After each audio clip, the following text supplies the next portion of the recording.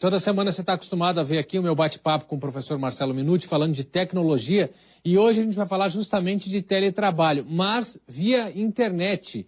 A gente está lá agora conectando com o Minuti. Minuti, bom dia para você, tudo bem?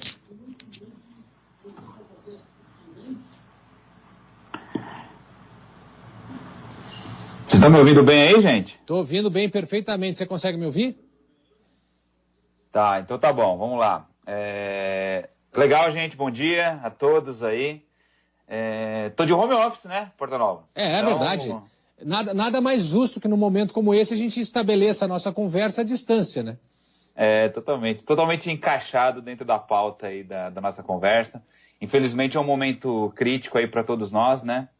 E esse movimento para levar todos para trabalhar de casa, esse momento crítico por causa do coronavírus aí, mas vamos tentar tirar o melhor disso. Claro, e pode fazer diferença em toda essa campanha. Agora a gente está falando de teletrabalho, a gente já viu que alguns órgãos públicos, algumas empresas também estão estimulando os seus servidores, seus trabalhadores a ficarem em casa, mas, claro, o ponto mais crítico é agora com o coronavírus. O mundo inteiro também está discutindo esse tipo de solução. Mas é uma tendência, antes disso, já vem crescendo esse movimento, né? Isso é uma tendência mundial, né? Se você for pegar os estudos aí dos últimos 10 anos, ano a ano, a quantidade de pessoas que trabalham de casa tem aumentado.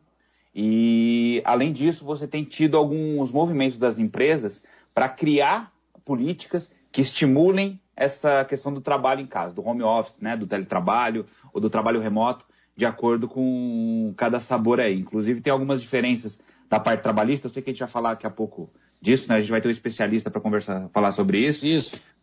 Tem alguns sabores diferentes e é importante a gente entender essas diferenças. Mas as empresas estão já entrando nesse mundo, né? Inclusive tem empresas internacionais que têm boa parte do seu quadro de funcionários trabalhando em home office. E aí tem dois conceitos interessantes, né, nesse trabalho de você não trabalhar dentro da empresa. Tem um que é o trabalho em casa e o outro é o trabalho de qualquer lugar. Inclusive, Sim. Tem algumas organizações que também permitem que você trabalhe de qualquer lugar. O que é o trabalho de qualquer lugar? É você trabalhar da praia, trabalhar do campo, de uma outra cidade. Isso tem alguns benefícios para quem adota esse modelo, que é, por exemplo, você poder morar numa cidade que tem um custo de vida menor.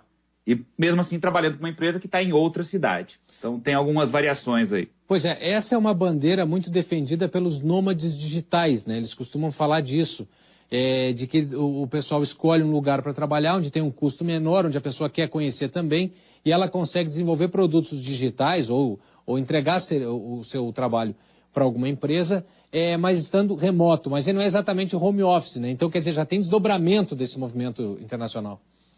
Isso, tem esse desdobramento e agora com essa situação, né, de crise aí, isso tem aumentado mais porque todo mundo tem que ficar em casa mesmo, né? Bom, eu vou mostrar alguns números, Minuti, antes da gente voltar a conversar. Estão aqui na tela, você vai acompanhar. Olha só os números dessa questão do trabalho em casa. O Minuti continua aqui comigo. 5,2% dos trabalhadores aqui no Brasil já estão em casa, um crescimento de 44% entre 2012 e 2019. São 3,8 milhões de pessoas. Nos Estados Unidos esse índice é idêntico, 5,2%, só que são 17 milhões de pessoas, porque, claro, a população maior também. A gente vai agora para mais uma tela, tem mais informação aqui? Vamos lá. 70%, agora vem os problemas do trabalho em casa, do home office. 70 ou 70 e poucos por cento, aí, em torno de 71, 72% das pessoas que aceitaram ir trabalhar em casa querem voltar para as empresas porque se sentem a falta do convívio, do contato com colegas. E aí tem alguns problemas decorrentes disso. Você vê o seguinte, no Reino Unido, já que esse movimento já é antigo, já está sendo medido esse transtorno, vamos dizer assim, causado pelo trabalho em casa. As pessoas se sentem mais sozinhas e já tem um custo de 3,5 bilhões de dólares para as empresas do Reino Unido que optaram por esse tipo de iniciativa. Aumenta gasto com saúde, o número de faltas, a pessoa não está no trabalho, mas ela falta porque ela não entrega a tarefa que ela tinha que entregar. Alta rotatividade por causa da perda do vínculo do trabalhador com aquela corporação. Já tem empresa, Minuti, inclusive, revendo esse movimento, a IBM é uma, está revendo esse movimento de estimular as pessoas a ficarem em casa para tentar retomar esse público de volta. A gente está com problema no som lá, mas já vai recuperar. Mas as empresas tentando retomar ou recuperar esse trabalhador de volta para a sede, né?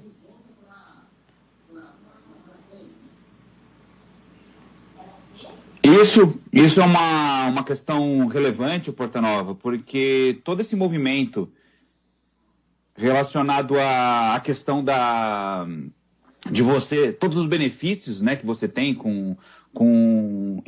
em trabalhar, ter essa questão do teletrabalho no dia a dia das empresas, que é aumento da produtividade, que é essa questão de você ter flexibilidade para o funcionário não precisar se deslocar até o trabalho, então tem um aumento de qualidade de vida. Inclusive tem uns estudos que mostram que os trabalhadores eles aceitam receber até 8% menos de salário diante da possibilidade de trabalhar em casa, mas tem esse outro lado, que é o lado negro do trabalho dentro de casa, que é você ficar isolado, você pode ter aspectos relacionados com a solidão, né? E aí você tem que ter uma disciplina muito, muito grande para não misturar tanto a questão do ambiente familiar, pessoal, com o trabalho demais, e isso faz com que você não consiga discernir o que é uma coisa e o que é outra, então você acaba trabalhando em horários que você poderia estar falando com a sua família, ou um horário de relaxamento. Então essa questão ela tem que ser muito bem trabalhada pelas pessoas, porque existe não só lados positivos, existem alguns lados que devem ser tratados como, não vou falar que negativos, sim, mas de atenção. Né? E é importante que se avalie o perfil, vai ter gente que vai se dar muito bem nisso, vai gostar, porque gosta de ficar um pouco mais em silêncio, sei lá, vai ter um perfil mais adequado a isso, mas tem gente que gosta mais do grupo e que vai achar uma boa ideia, mas não vai conseguir se adaptar direito, né? Uhum, isso mesmo, e vai muito do perfil mesmo, né? Tem alguns trabalhadores, principalmente os mais jovens, e aí tem estudos apontando isso, que os mais jovens, mesmo eles sendo dessa geração digital, conectada, eles têm uma necessidade muito de contato social. E esse é um ponto negativo não só para as pessoas, né? Mas para as empresas. A gente percebe que o turnover, o que é o turnover? É a troca de emprego, né? A Sim. troca de emprego, o abandono de emprego por outro, ele é maior entre os jovens por falta desse convívio social. Certo. Então, algumas empresas que já identificaram isso estão criando programas híbridos, né, misturados, onde você tem um trabalho remoto, mas você faz alguns encontros específicos para as pessoas se conhecerem, se conectarem, até para criar um senso de pertencimento para aquela organização e para aquele grupo de trabalho. Perfeito. Minuti, continua com a gente aqui, a gente vai avançar ainda nessa conversa. Vou colocar na conversa também o Yuri Ascar. Yuri, muito bom dia mais uma vez para você. Essa questão de teletrabalho, além de ser uma tendência por causa da facilidade da tecnologia, ela tem sido uma solução interessante aí nesse momento de crise da pandemia em relação ao coronavírus, né? Pois é, Portanova. Bom dia mais uma vez para você, bom dia para o Minuti. É a alternativa, né, que muitas empresas estão encontrando neste momento para não paralisar de vez as atividades. Inclusive, é o recomendado pelo Ministério da Saúde, porque se a empresa mantém todo mundo junto dentro do escritório e acontece ali um caso de contaminação, de infecção pelo novo coronavírus, o prejuízo é muito maior, porque aquele setor inteiro, né, às vezes todo um andar, às vezes todo o prédio da empresa, as pessoas têm que entrar em quarentena. Então a empresa fica completamente inviabilizada de fazer o próprio trabalho, né? Por isso é aquela alternativa para manter, né, a empresa em atividade sem nenhuma medida mais emergencial que literalmente poderia fechar as portas da empresa. Agora, vocês estavam lembrando aí dessa situação, né, de que muita gente desenvolve até quadros de depressão pela falta de interação social, e a gente também na Record TV já estamos, né, adotando as medidas aí, né, de segurança, de não ter contaminação. Nós, repórteres, não estamos mais frequentando a redação e só em um dia eu já estou com saudade de você aí, viu, Portanova? Pois é, eu ia dizer isso agora, Juliano viu? Cartacho, da gente poder, essa interação Exatamente, essa interação faz falta mesmo. No primeiro dia da gente não se encontrar, né, a gente já sente um pouco essa diferença e principalmente eu acho que isso vai afetar principalmente aqueles que já estão acostumados, como nós, Sim, a um trabalho com muita interação social, a própria identificação nossa, da nossa própria personalidade, ela tem um pouco, né, de toda essa interação que nós temos, a nossa identidade pessoal, nossa identidade social se mistura com a profissional. E sem dúvida alguma esse é um momento, né, dessa exigência de todos esses cuidados, de isolamento máximo, mas que isso vai se refletir também na saúde mental das pessoas, né? Então a gente tem que tomar muito cuidado nesse momento. E eu queria aproveitar e perguntar para o Minuti se ele acha que o nosso serviço público hoje está preparado para fazer o máximo de teletrabalho possível e se isso realmente vai ser uma experiência que lá na frente pode trazer mais eficiência e redução de custos para o nosso serviço público. Vai lá, Minuti. Oi, Yuri, tudo bem? Aí da esplanada, né, meu amigo? Legal, vamos lá. Então, toda essa... tudo é muito novo, né? Apesar das tecnologias estarem aí já há um tempo, o uso delas no dia a dia ainda... Os experimentos estão sendo feitos, principalmente no contexto do trabalho mesmo, eles são novos. E aí o que acontece? Toda essa dinâmica de você, principalmente no serviço público, onde você tem o horário certo de entrar, o horário certo de sair, toda a estrutura de trabalho construída para os funcionários estarem presencialmente no local, né? Tudo isso precisa ser revisto e olhado por um olhar novo que é o teletrabalho. Não é só pegar o funcionário e mandar, vai para casa e agora você vai trabalhar de casa. Além da infraestrutura tecnológica que esse funcionário tem que ter, tem todo um conjunto de regras que já foram criadas no modelo tradicional e precisam ser adaptadas para esse modelo novo. Eu acho que é uma tendência, principalmente independente de tudo isso, né? Eu acho que é uma tendência, porque cada vez as nossas grandes cidades estão mais cheias, né? O transporte está cada vez mais intenso e demorado para a gente se deslocar do ponto A para o ponto B. E, queira ou não queira, a questão de você pelo menos trabalhar alguns dias remotamente aumenta a qualidade de vida do funcionário. Não todos, até porque você colocou muito bem que a questão de você trabalhar em grupos e isso está associado à criatividade, à capacidade de inovação, a você construir conhecimento coletivo, é fundamental que você esteja com outras pessoas. Você tem interação, e isso você colocou muito bem.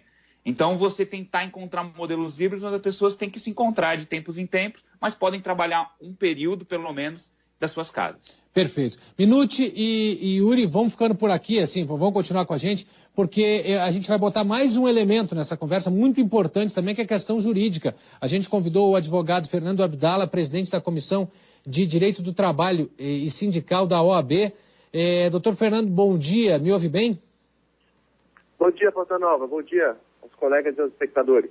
Muito obrigado pela sua atenção aqui com o DF no ar. A gente está falando, claro, de teletrabalho, que é uma tendência já antes do coronavírus, mas foi muito acelerado por esse momento de crise.